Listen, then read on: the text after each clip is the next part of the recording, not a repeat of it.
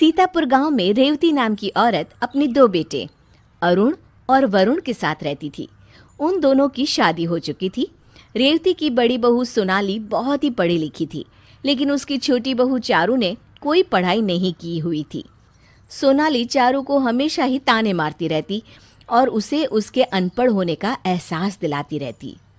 चारू, कल मेरी कुछ दोस्त आएंगी घर पर। अच्छा भाभी, तो क्या तैयारी करनी है उनके लिए? हाँ, मुझे बाजार से सामान भी मंगाना है। एक काम करती हूँ, ऑर्डर कर देती हूँ। ऑर्डर? अरे मैं ले आती हूँ ना भाभी मार्केट से, आप मुझे बता दीजिए। अरे आजकल मोबाइल से सब ऑर्डर हो जाता है। क्या चारू, तुम्हें इतना भी नहीं पता? नहीं भाभी, पर आप सिखाओगी तो मैं सीख जाऊंगी। तुमने पढ़ाई लिखाई तो की नहीं, ये सब क्या सीखोगी तुम? छोड़ो। चारू सोनाली की बातों से काफी दुखी हो जाती है और पार्टी की तैयारी में लग जाती है। अगले दिन सोनाली की सहेलियां उसके घर आती हैं। पार्टी चल रही होती है और सोनाली जानबूझकर चारू को अपनी पढ़ी लिखी इंग्लिश बोलने वाली सहेलियों से मिलवाती है।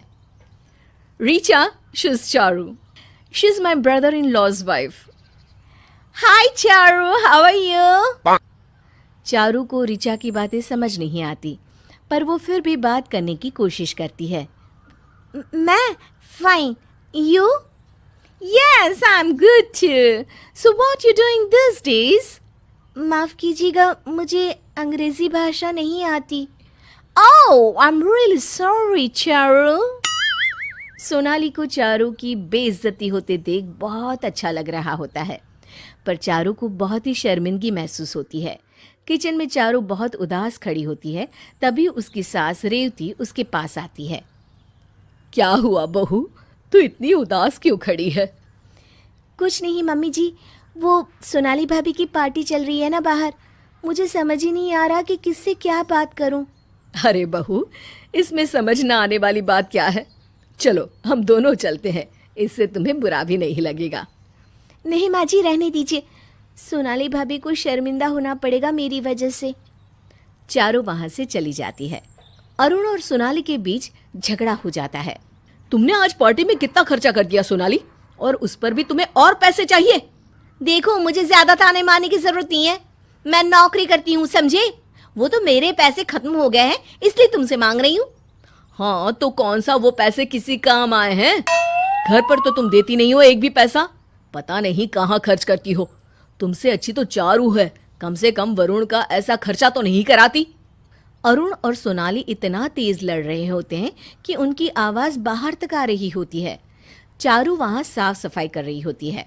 मैं चारू की तरह अनपढ़ नहीं हूँ, आज के जमाने की पढ़ी लिखी लड़की हूँ, समझे? मेरी तुलना उससे मत करना। हाँ। चारू को ये सुनकर बहुत बुरा लगता है। वो रोते हुए अपने कमरे में चली जाती है। एक दिन रेवती और उसकी दोनों बहुएं घर पर होती हैं। बड़े दिन हुए पकोड़े खाए, आज बहुओं को अपने हाथों के पकोड़े बनाकर खिलाती हूँ। रेवती जैसे ही कढ़ाई में पकोड़े डालती है, थोड़ा सा तेल उसके हाथ पर गिर जाता है और वो जोर से चिल्लाने लगती है। तभी चारू और सोनाली रसोई में आ जाते हैं। सोनाली को समझ नहीं आता कि क्या करे, पर चारू जल्दी से फ्रिज से ठंडा पानी निकालती है और रेवती के हाथ पर डालने लगती है। मम्मी जी, ये हाथ को आप सीधा रखिए, मैं पानी डाल रही हूँ। अरे ये क्या कर रही हो तुम? इससे मम्मी जी के हाथ में छाले नहीं पड़ेंगे, और आप ना जल्दी से डॉक्टर को फोन लगाइए।